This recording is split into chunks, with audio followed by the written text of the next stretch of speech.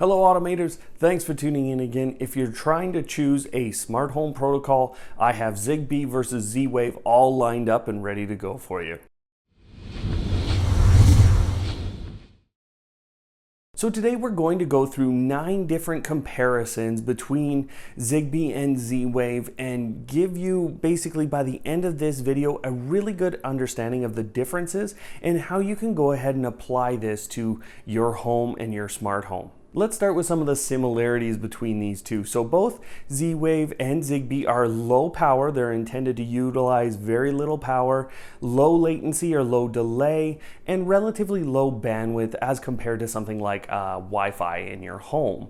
Now, on top of that, they are both supposed to be mesh networks. So that means you can have multiple devices in your home acting as a repeater or a device that can go out and communicate directly with end devices. And then they all come back to one hub essentially. After that, they both utilize 128-bit AES encryption. Both have a large user base or a large product base out there, and both of them have heavy certification requirements or relatively rigorous certification requirements. So no matter what, if a product bears the symbol of Z-Wave or ZigBee, then you know it's gone through a rigorous certification process. Now, the first indice or the first thing we're going to compare here are products, and really these numbers are relatively close. 2,400 products as given to us by the Z-Wave Alliance with 100 million devices worldwide, whereas ZigBee has 2,500 devices, so just slightly more in terms of certified products, but 300 million devices worldwide. Now we'll get into some of the details later in the video here as to what those numbers actually mean. In terms of membership and membership companies, there are over 700 in the Z-Wave Alliance. So it is a massive alliance with a lot of big companies as well as small companies that are just members to create products or one-off products. In ZigBee, there's about 300 members or just over 300 members. Again, they range anywhere from companies like Amazon and Samsung and Siemens and Schneider Electric, all the way down to those little, device developers, small shops. In terms of the standards that each of these follow, this is a bit of an interesting path. Now, ZigBee was started in the 1990s, and its standard that it's based on is called 802.15.4. And that standard, it's an IEEE standard that provides the physical or PHY and MAC layers to the standard. Now, from there, ZigBee picks up and provides the network and the application layers, and that makes it, especially that application layer, a highly standardized standard or protocol to go out and use. It is an open standard, and I actually went and I've downloaded ZigBee a long time ago, and I downloaded their cluster library, and I've looked at lots of their documentation that they make available online. All you have to do is agree to their terms, so I can't show you that, or utilize it to make derivative works, things like that. It is actually owned by the Z-Wave Alliance, but it is an open standard for you to go and look through. On the flip side, Z-Wave was basically built from the ground up by a company called Zensys, and they were essentially trying to make a lighting control system, and as they did that, they were able to actually sell off Z-Wave and the derivative works from their original system. Z-Wave, they sold it off, and we've seen a couple of changes of hands, but now it's owned by a company called Silicon Labs, and that is based in Texas. Now, from that standard, basically we're based on what's called ITU G9959. So it's an internationally recognized recommendation or standard there that again provides those physical and MAC layers to the protocol. Now, with Z-Wave being owned by Silicon Labs, the method of getting the standard and getting access to everything that they have to offer is a little bit different, but it's not really any harder. What you essentially have to do is get an SDK, which you can download, and you can also go ahead and buy starter kits that include chips that you can go ahead and use to create your device. In the end, both ZigBee and Z-Wave want you to pay to get into the club, so to speak, or the alliance, and then they want to sell you a starter kit or something like that, or something to that effect.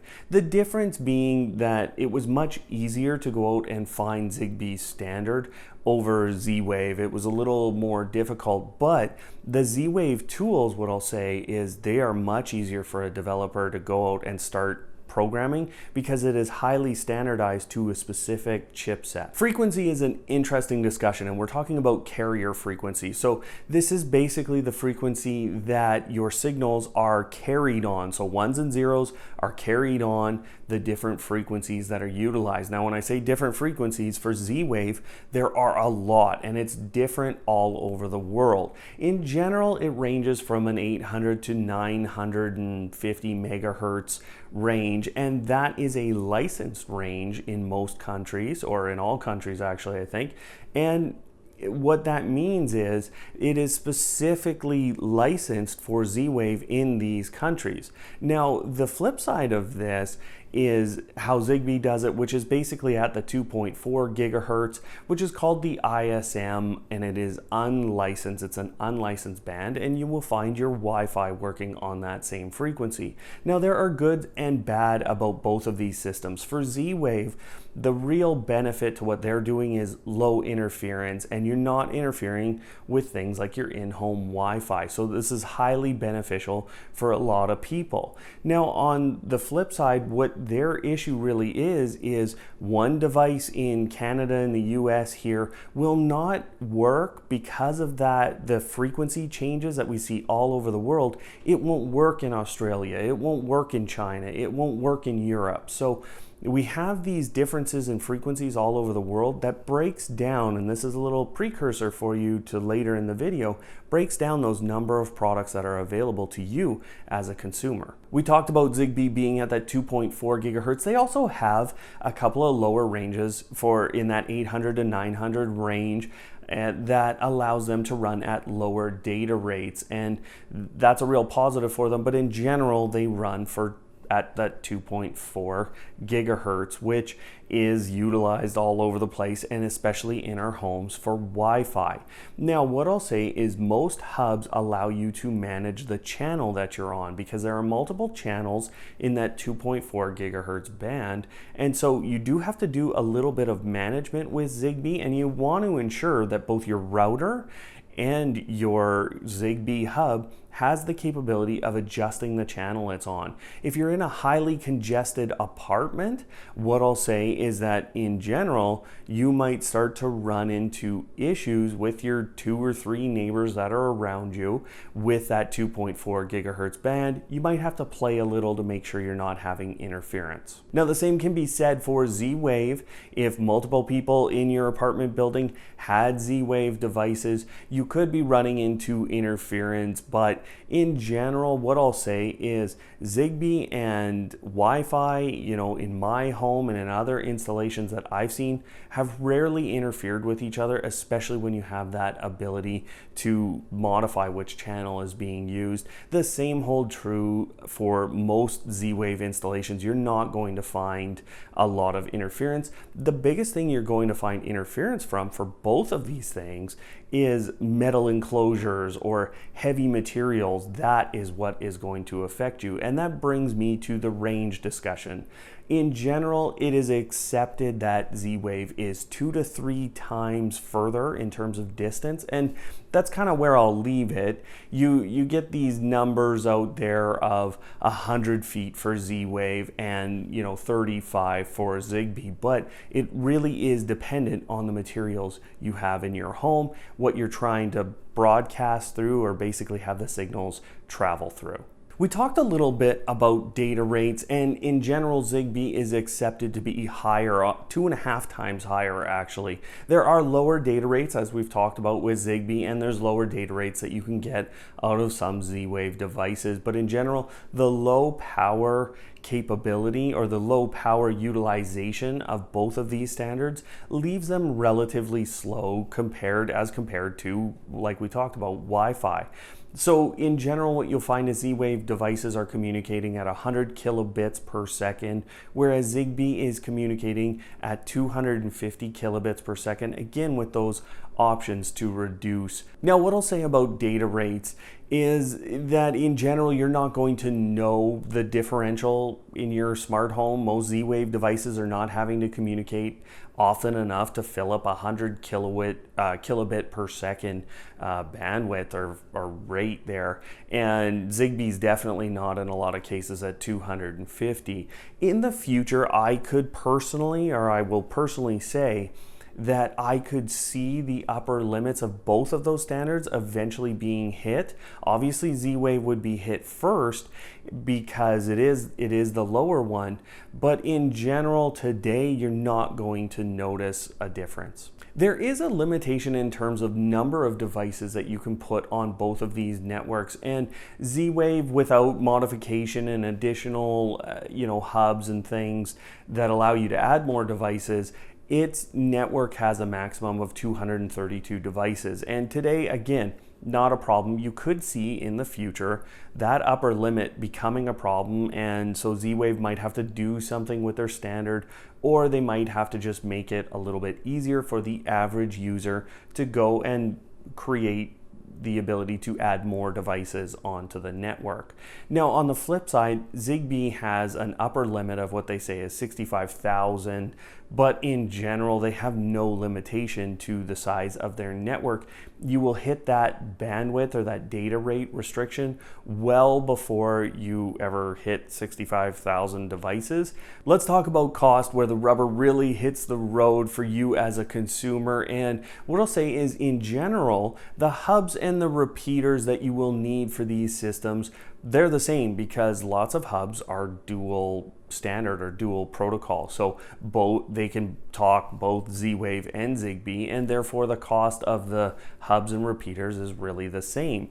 The one difference I'll talk about is that distance thing. So if you need more repeaters because you have a ZigBee network in your home, well, you're going to need more of those versus Z-Wave because your Z-Wave would travel further without the need of a repeater.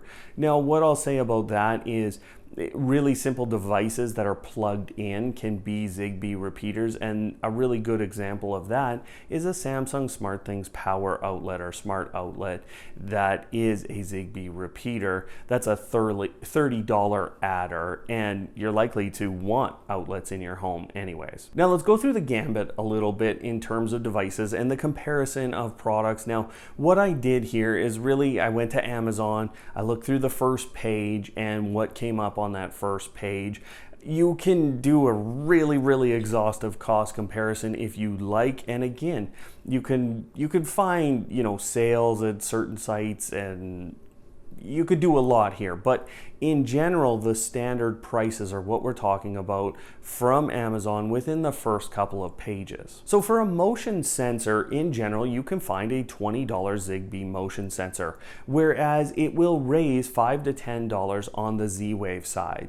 This is very common in the lower cost devices, so things like light bulbs and smart outlets, just like we talked about the Samsung SmartThings outlet. Those two in general, when you're looking on the ZigBee side, they will be $5 to $10 less than their Z-Wave counterparts. Leak sensors and specialized sensors like that tended to be $10 to $15 more when we compared the exact same capabilities. So what I'll say is that in general on the Z-Wave side, I found more multi-function sensors, and so those were obviously much higher in cost, but just your standard water leak sensor, $10 to $15 in US more on the Z-Wave side. But this is kind of where the cost differential ends, because as soon as we go to a light switch, really things are very even, and light switches in general are a more expensive device, and as we go up to things like door locks and other devices like that are in the hundreds of dollars range, really the cost is exactly the same. And I think this can be attributed in general to just companies accepting a little less margin on one side versus the other, depending on which device costs more to produce. Now let's talk about devices, and this is really interesting to me and where we'll start to break down some of these numbers. We talked about Z-Wave having 2,400 products, and that's straight from their website. The Z-Wave Alliance website is saying 2,400 products. So I'm not going to take any number from Wikipedia or any other site that's saying they've got 5,000.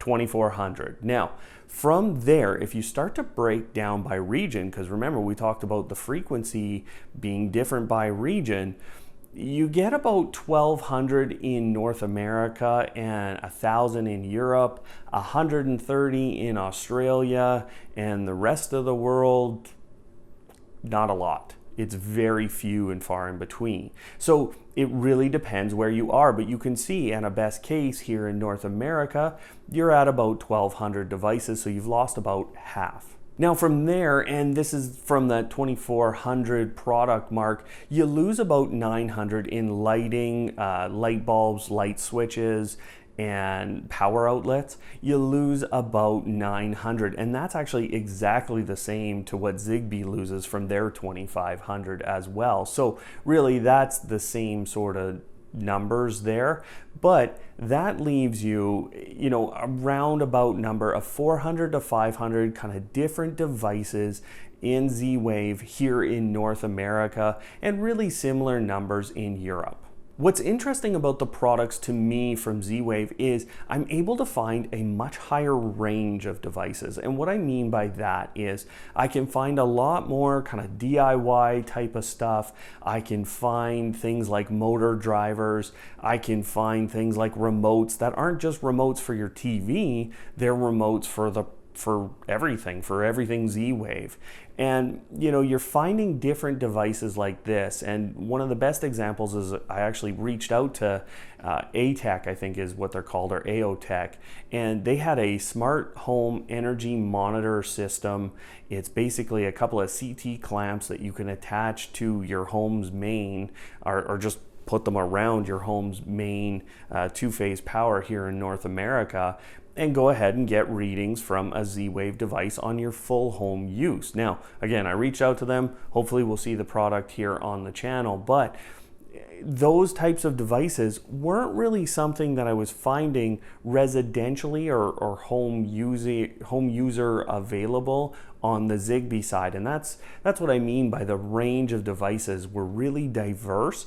The thing is, you're only going to have a couple of options really, because again, we have that breakdown of number of products available in your region, and then we lose all those lighting products because there's a lot of lighting options out there, and then really you get down to a couple of different items in these very different categories, but you do have those options in Z-Wave. Now, when we talk about ZigBee, again, you don't necessarily have the really big range. You do have a few different types of devices. You can go out and find those, but what ZigBee is a little more focused on is different sectors. And so what I'll say is they have a lot of smart energy products that are more intended for utilities to be able to utilize a ZigBee network, probably walk around with a hub that is mobile and go ahead and read your smart meters. And so they have 700 smart energy products that I will say residentially don't have a lot of applications for us. So after we take away the 900 lighting products and we take away the 700 smart energy products, we end up with about 900, and then you go and you take away the stuff that's intended for integrators and OEMs and other developers to go and build off of. You end up with about 400 to 500 devices. But the one thing I'll say is that's worldwide. So in any country, really, you can get a ZigBee hub and get these devices and get them working. Sometimes, as with Z-Wave, it's going to take a little extra work because not all of the integration is quote unquote native. So now let's talk about a few of the intangibles. Some of this will touch on my personal opinion, but in general, these are just differences that you will find that impact how you utilize the system or who you're involved with in terms of manufacturers. So for example, ZigBee, what I will call them, is more of the new age home automation companies. So companies like IKEA even are getting into the smart home game, and they have their own ZigBee hub called Trad-Free or Trade-Free or whatever they're called. Signify, who's Philips Hue in the past, they have their own hub. Amazon Echo the Echo Plus has a ZigBee hub in it, and so Amazon is involved with ZigBee, and we see Samsung all over the place with ZigBee. So some of those new age sort of manufacturers show up on the ZigBee side. We also find a lot of radio manufacturers or chip manufacturers that have gone out and created chipsets for ZigBee devices that they will sell you, and you will see Texas Instruments, companies like that are part of the ZigBee Alliance, therefore, and that's what you're ending up with in your product in the end, in your ZigBee product. Now, on the flip side, we don't see so much of that from Z-Wave. We don't see all of those new age companies. We're not seeing a lot of involvement from Amazon, and I mentioned Signify and I mentioned IKEA. They don't really have any involvement on the Z-Wave side, and also those chipset manufacturers, we don't see a ton of those because Z-Wave has relatively been stable for a long time in terms of how they produce their chips and how they get them out on the market. The truth is, we find most manufacturers that produce smart home equipment on both sides of the fence. They show up always on both lists of the alliances, and they're just paying those fees to be a part of those standards. And I'm sure they have different people in their companies that basically go to both of those standard events or both of those alliance events and really partake in it in very similar ways, because ultimately they're all just trying to produce devices that work for you in your smart home. And so that's what we start to see is lots of companies are on both lists, and you're just missing a few of, I would say, these new age developers and creators of products that maybe weren't here 5 to 10 years ago in the smart home industry. So the next intangible I want to talk to you about is related to that frequency discussion, and we talked about 2.4 gigahertz for ZigBee being a bit of a detriment because there can be more interference in that area than the 800 to 900 megahertz range that Z-Wave employs. So having said all this, there's something called DotDot, and DotDot is what is being called the universal language for IoT, and what it's intended to do is bridge the gap between smart home protocols. It already does so successfully with something called Thread. Now, Thread is another standard, another protocol that's essentially being led by Nest or Google, and obviously they're a big player in the Internet of Things at this point.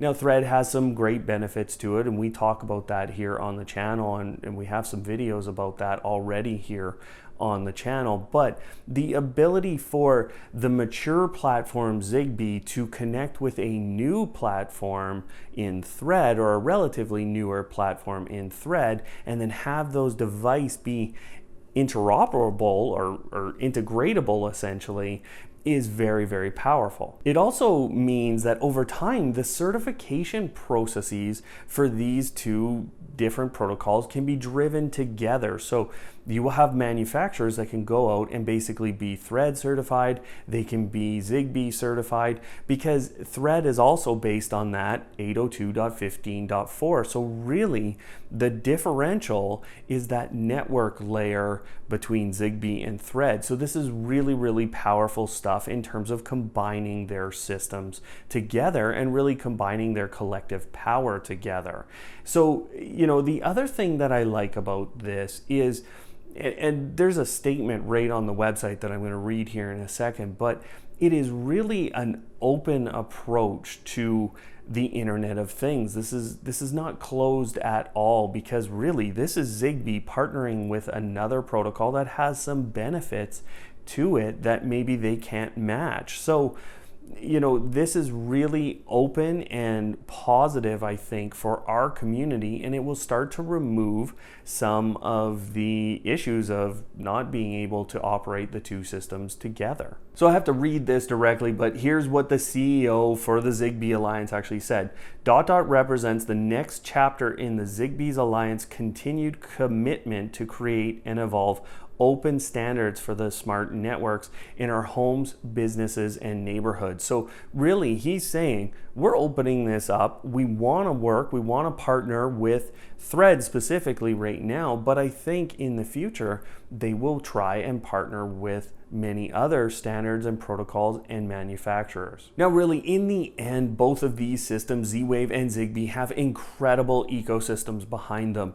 They have a massive amount of products out on the market today. They have a massive amount of products coming in the pipeline. They have a rigorous certification process, and they're both relatively high secure networks. Obviously, they're not going to be perfect in either case, but they're relatively high security networks. The rigorous certification process provides us all with another level of certainty into how those devices are going to perform. And I will say they've done a relatively good job of maintaining quality in lots of the products. There are odd products that you can go out and find, hey, they never really worked with anything or never really worked well with anything. But, you know, for example, every Z-Wave device has to work with every other Z-Wave device. That is part of the certification process. And you know, for ZigBee, they have requirements that are things like, if your device can basically hold open a connection, you're killing our whole network. That can't happen. So we have to make sure that you close off that communication right. So they both have this rigorous certification process. And you know, as we compare these devices to things like Wi-Fi devices or Wi-Fi home automation devices, there's a little more leniency, obviously, in terms of what the device does on a Wi-Fi system versus either ZigBee or Z-Wave. And so, you know, this gives us, again, some good feelings about going out and buying products from either of these systems. Now, as I said, personally, I have a bit of a lean towards the ZigBee protocol myself, just because of how it's being managed, their approach to the Internet of Things, and I just like the open feel to the entire ZigBee alliance and what's going on there,